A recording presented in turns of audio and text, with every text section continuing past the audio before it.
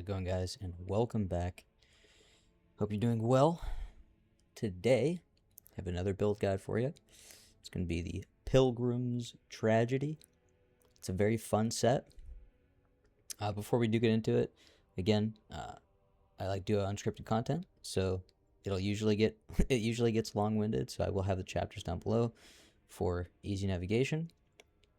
Other than that, before we do go over the build, just want to say we also got a few new subscribers from the last video, so I really appreciate that. Again, we are approaching 1 million subscribers pretty soon, so definitely get in there to be a part of the first million. So once we go on to the second million, I mean, it's not as special, right? So yeah, time is ticking on that, so make sure you're in there. Anyway, moving on to the build. Here it is. So we're going to have the Pilgrim's Dual Wield, which is really the main focus of this build, is it gives us Dragon Slayer momentum. Gives a nice little augment to our Dragon Slayer skill, which we do use. We're going to go over that in depth a little later, but for now, this is just the build itself. I have the Frozen Mountain headpiece because that is where our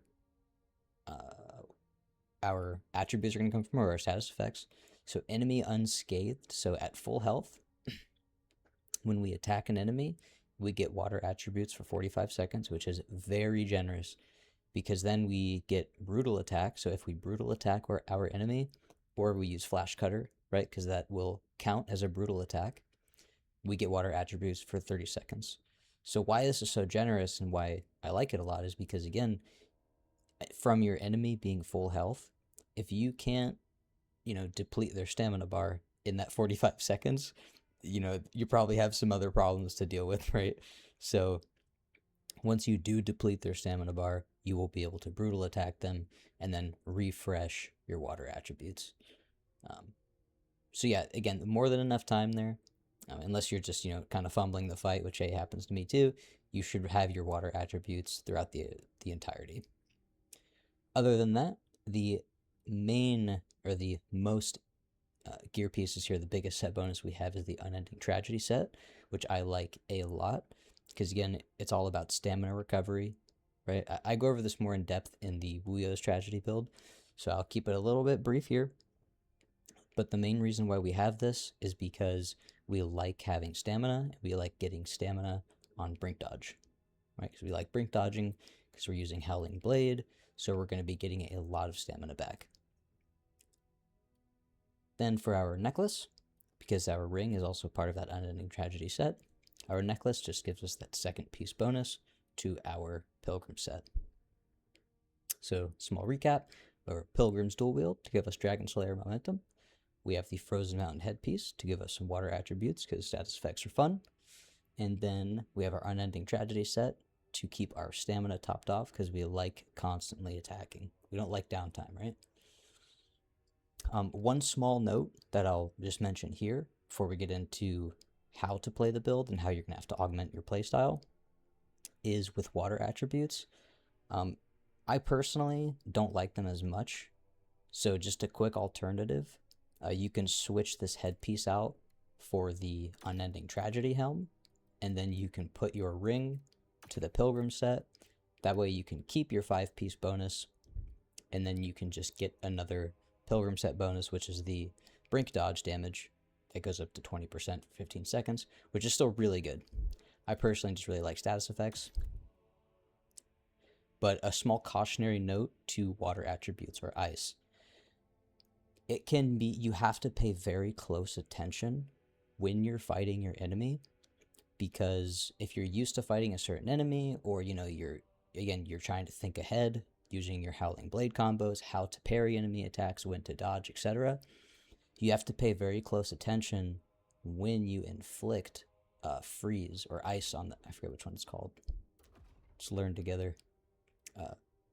When you inflict frostbite on your enemy, because it slows their action speed so much that you have to be aware of it.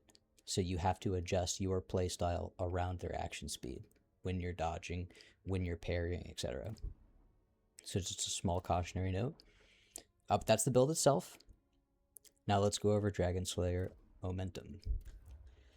So Dragon Slayer momentum, I think, for most people, and this is how I felt as well when I first got it.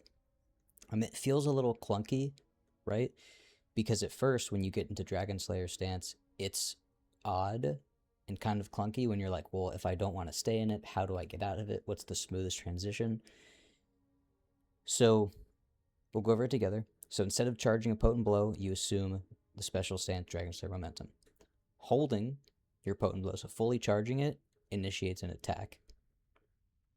While it's activated, your swift attacks are Dragon Slayer Intuition, so it's just the cross, the double cross. And then your potent blows are Dragon Slayer Chain, which is the jump attack. If we scroll down, attacks used during Dragon Slayer momentum have the effects of Phantom Sword Dance. This is massive. It's borderline kind of broken. Like, honestly, if you want to just stay in Dragon Slayer momentum an entire fight, you can. But we'll go over the pros and cons a little later. The last part of it is Dragon Slayer momentum is canceled when you take damage or if you perform actions outside of the Dragon Slayer category. So, again, you really can stay in this stance and fight. I mean, you could play the entire game in this stance if you really wanted to. But where I personally think the beauty of this comes in is seamlessly transitioning in and out of Dragon Slayer while you're fighting. Now, I'll be the first one to admit I'm not the best at it, right? I use it, but just not as frequently, right? Because there's just other builds I want to try, there's other things I want to do. But we'll go over a little demo here. So when you get in a Dragon Slayer stance, you can either, my health bar moved because I unequipped some different health items, but I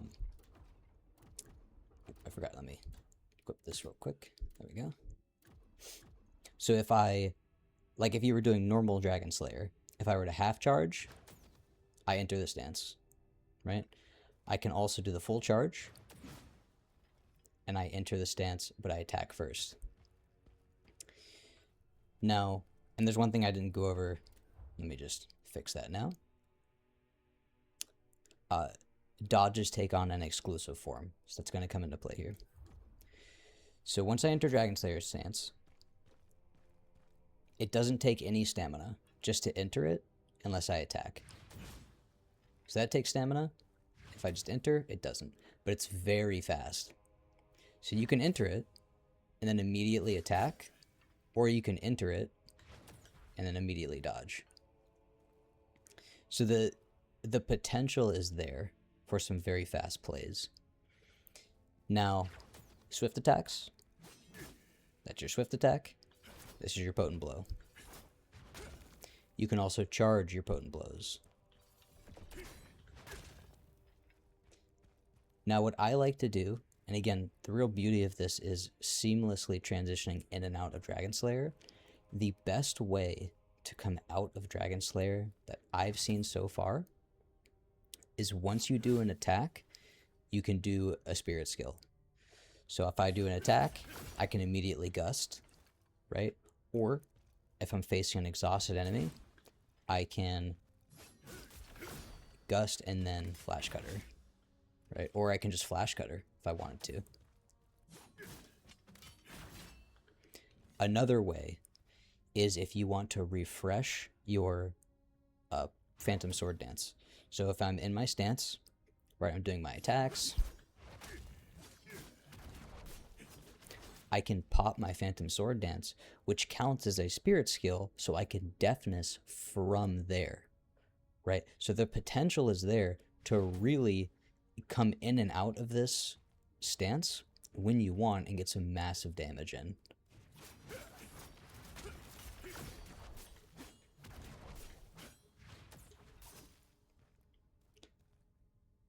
Other than that, the last thing I'll talk about with Phantom Sword Dance, or I'm sorry, not with Phantom Sword Dance, with Dragon Slayer Momentum, is the dodge attack.